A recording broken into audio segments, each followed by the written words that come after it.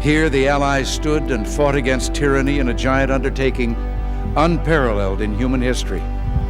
The eyes of the world are upon you. The hopes and prayers of liberty-loving people everywhere march with you. In company with our brave allies and brothers in arms on other fronts, you will bring about the destruction of the German war machine.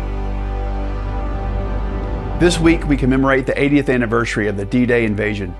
It was on June 6, 1944, that Allied forces led by thousands of American servicemen landed on the beaches of Normandy, France, and began to retake Europe from the tyranny of the Nazis during World War II. Dubbed Operation Overlord, the D-Day landings became the largest amphibious invasion in military history. Over 73,000 U.S. troops led the Allied advance. Their odds of success weren't high. Enemy forces had reinforced the beachheads with men and weapons to repel any assault. Within minutes, the fighting became fierce and brutal. Allied forces faced hails of machine gun fire and were pinned down.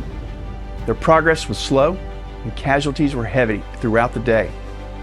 What the Allies lacked in terms of odds, they more than made up for in courage, valor, and sheer force of will.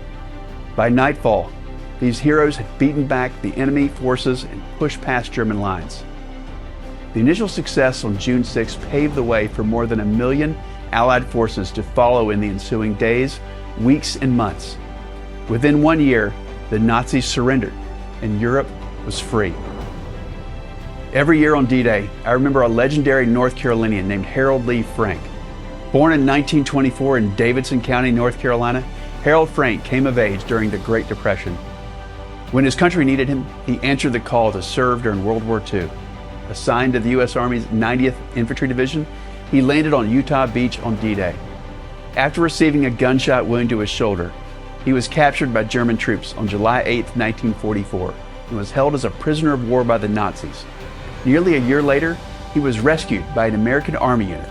After the war, PFC Frank was awarded the Purple Heart and Bronze Star. Harold passed away on December 31st, 2023 in Davie County.